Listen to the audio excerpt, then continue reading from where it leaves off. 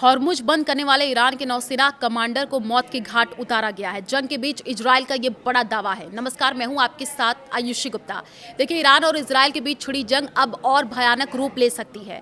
जो एक इजरायली अधिकारी ने बताया कि ईरान के विशिष्ट नौसैनिक बल के कमांडर जो है अलीरेजा तंगसिरी दक्षिणी ईरान में एक हमले में मारे गए हैं।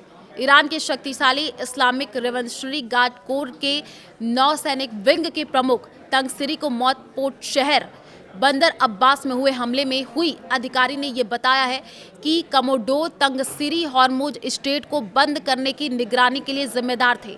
इस अहम जल मार्ग पर ईरान के नियंत्रण ने मध्य पूर्व से तेल और गैस की आपूर्ति को पूरी तरीके से बाधित कर दिया है। ईरान की सैन्य नेतृत्व को बड़ा झटका लगा है। अगर इस हमले की पुष्टि होती है तो इसे ईरान की सैन्य नेतृत्व खासकर नौसेना के लिए बड़ा झटका माना जाएगा। फारस की खाड़ी में उनकी रणनीतिक स्थिति पर भी इसका असर पड़ सकता है। ईरान, इजराइल और अमेरिका के बीच चल रही जंग में एक और बड़ा दावा सामने आया है। इजराइल ने दावा किया है कि उसने ईरान के एक वरिष्ठ नौसेना कमांडर को मार गिराया है, जो स्ट्रेट ऑफ हॉर्मुज को बंद करने या वहां ईरानी नौसेना की कार्रवाइयों से जुड़ा था।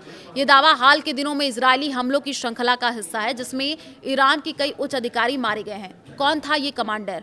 तो देखिए, ईरानी मीडिया रिपोर्ट्स के अनुसार मोसेब बख्तियारी या आप कहिए मुसेब बख्तिया IRGC navy Islamic revolutionary guard corps की नौसेना का एक सीनियर कमांडर बंदर अब्बास में हुए हमलों में मारा गया है।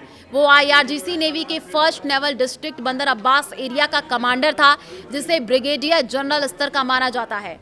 बंदर अब्बास ईरान का प्रमुख दक्षिणी बंदरगाह है, जो हॉर्मुज स्ट्रेट के बहुत करीब स्थित है। वो क्षेत्र ईरान की नौसेना गतिविधियों का केंद्र है, जहां से हॉर्मुज को नियंत्रित करने, जहाजों को रोकने या मिसाइल हमले करने की क्षमता रखी जाती है। इजराइल या अमेरिका इजराइल संयुक्त कार्रवाइयों में बंदर अब्बास पर कई हमले रिपोर्ट हुए हैं, जिनमें ईरानी नौसेना के ठिकानों को निशाना बनाया गया। हॉर्मुज स्ट्रेट और जंग। देखिए, हॉर्मुज स्ट्रेट दुनिया की सबसे महत्वपूर्ण जलमार्गों में से एक है।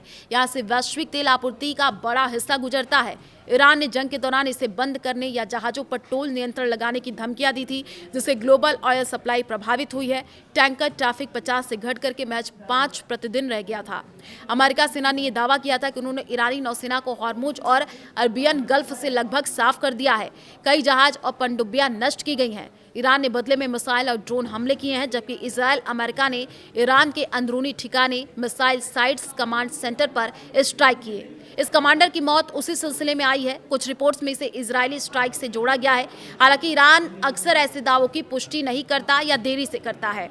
ये अकेली घटना नहीं, हाल के दिनों में अगर हम देखें तो हफ्तों में ही देख ले, इजराइल ने ईरान के कई टॉप अधिकारियों को निशाना बनाया है। अली लारजनी, ईरान के सुप्रीम नेशनल सिक्योरिटी काउंसिल के सेक्रेटरी, राष्ट्रीय सुरक्षा प्रमुख, जिनकी मौत की पुष्टि ईरान ने भी की। उनके बेटे और गार्ड भी मारे गए। गुलामारिश सोलेमानी, बासिस फोर्स IRGC की पैरामिलिट्री यूनिट के प्रमुख कमांडर, अन्य IRGC और इंटेलिजेंस अधिकारी। इजरायली रक्षा मंत्री ने कहा था कि एक्सिस ऑफ एविल के कई सदस्यों को नरक की गहराई में मार गिराया गया है और भी सरप्राइज आने वाले हैं। ईरान की ओर से बदला लेने के वादे किए गए, जिसमें मिसाइल हमले भी शामिल हैं।